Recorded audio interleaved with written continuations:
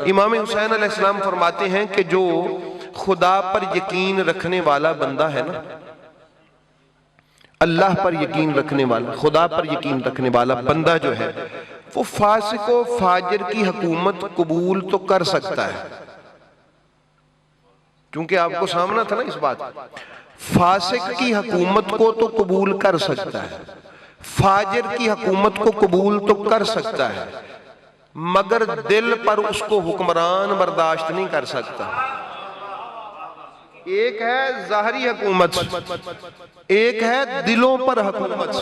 امام حسین علیہ السلام نے فرمایا ظالم آدمی، فاسق آدمی، فاجر آدمی، اللہ پر یقین رکھنے والا اس کی حکومت میں سانس لے سکتا ہے، زندگی گزار سکتا ہے، اس کو حکمران بظاہر تسلیم کر سکتا ہے، لیکن دل پر اس کی حکومت اس بندے کے نہیں آ سکتی جس کے دل پہ اللہ کی حکومت ہو۔ اس دل پہ حکومت اللہ اس کے رسول کی ہو، وہاں اس فاسق و فاجر کی حکومت نہیں آ سکتی۔ دوسرا آپ نے ارشاد فرمایا کسی طاقتور انسان کا حکم خدا کے حکم کے مقابلے میں اہلیت اللہ پر یقین رکھنے والا بندہ اس کو نہیں دے سکتا۔ بندہ بڑا طاقتور ہے ہر اعتبار سے، اب وہ ایسا حکم دے رہا ہے کہ جو اللہ کے حکم کے خلاف ہے۔ مولا حسین علیہ السلام نے فرمایا حسینیوں مجھ سے سیکھ لو، کوئی کچھ نہیں بگاڑ سکتا، مر بھی جاؤ گے تو عزت سے زندہ رہو گے، اللہ کے حکم کے خلاف کسی کے حکم کو تسلیم نہ کرنا۔ یہ دوسرا پیغام ہے۔ اور پھر امام حسین علیہ السلام کا 9 محرم الحرام کو ایک شب کے لیے عبادت کی مہلت مانگنا۔ بزرگان دین بھی ایسا ہے نا، انہوں نے کہا حملہ کریں گے، آپ نے فرمایا ایک عباس ان کو کہو کہ آج کی رات کی ہمیں مہلت دیں۔ کیا کرنا ہے آج کی رات؟ انہوں نے فرمایا آج ہم نے نا عبادت کرنی ہے۔ اچھا عبادت پہلے نہیں کرتے تھے؟ عبادت تو ہر وقت کرتے تھے، یہ کیا ہوا؟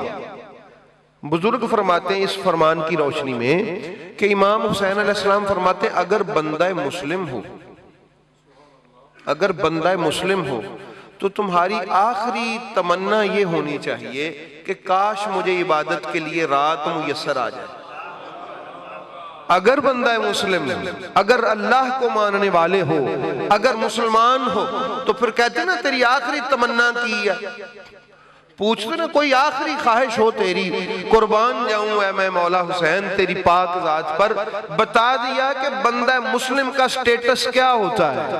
کوئی کچھ تمنا کرے، کوئی کچھ تمنا کرے، کوئی کچھ تمنا کرے، اے علی کے لاڈلے، اے زہرا کے لال، تیری اس تمنا پر بھی قربان ہوتا چلا جاؤں۔ تمنا بھی کی، یہ کی قیامت تک کے مسلمانوں کو سکھانے کے لیے کہ اگر تمہیں بھی یہ ہو کہ میں نے مر جانا ہے اور یہ میری زندگی کی آخری رات ہے، تو مہلت مانگنا تو عبادت کے لیے مانگنا، مہلت مانگنا تو عبادت کے لیے مانگنا۔ اور اگلے دن جب ظہر کا ٹائم تھا اس وقت بھی ظہر کی نماز ادا کی۔ یہ کیا ہے کہ اے مصروفیت میں غافل بندے، مجھ سے زیادہ مصروف تو تو نہیں ہے نا، 22,000 دشمنوں میں مصروف ہوں، لاشیں اٹھانے میں مصروف ہوں، اپنے پاس اللہ کی رستے میں قتل ہونے والوں کو ایک جگہ پر اٹھا اٹھا کر رکھنے میں مصروف ہوں، لیکن میں نماز ادا کر رہا ہوں۔ اے بندہ غافل، مصروفیت کے بہانے لگانے والے غافل انسان کہ میں بڑا مصروف ہوں، میرا ٹائم نہیں لگتا، میرے پاس وقت نہیں ہے، میری مصروفیت بڑی کڑی ہے۔ اے مصروفیت کا بہانہ کرنے والے بندہ مسلم، تو حسین سے زیادہ مصروف تو نہیں ہے؟ میری مصروفیت کے دیکھ کیسی کڑی ہے، پھر بھی حسین اللہ کی بارگاہ میں عبادت کر رہا ہے۔ اور آخری جب لمحات تھے تو عصر کی نماز کا ابتدائی وقت تھا، آخری جب لمحات تھے عصر کی نماز کا ابتدائی وقت تھا، تو تب بھی آپ نے سجدے میں سر جھکا کے عرض کی کہ مولا جاتے جاتے اس ابتدائی وقت میں تیری بارگاہ میں سر نیاز رکھ کر کائنات والوں کو بتا کے جا رہا ہے علی کا بیٹا سیدہ زہرا کا لال کہ لوگوں تلواروں کا سایہ بھی ہو، تیروں سے جسم چھلنی ہو چکا ہو، تب بھی اگر نماز کا وقت آ جائے تو تیرا سر نماز میں جھک جانا چاہیے، بھلے کاٹ ہی دیا۔ اوے حسینیوں، حسینی کہلوانا آسان ہے کہ میں حسینی ہوں، حسینی بننا بڑا مشکل ہے۔ حسینی بننا بڑا مشکل ہے، ہم بغیر کسی وجہ کے نماز چھوڑتے ہیں۔ امام حسین علیہ السلام کے اس ولادت کے دن پر حسینیوں کے لیے یہ پیغام ہے کہ بے وجہ نماز چھوڑنے والوں، تیرے امام نے تو کتنی درد اور کرب کی کیفیت میں بھی نماز نہیں چھوڑی، اور جب آخری زندگی کی سانسیں چل رہی تھی تب بھی سر سجدے میں تھا، اور وہ نماز کے سجدے میں تھا، وہ اللہ کی عبادت کے سجدے میں تھا۔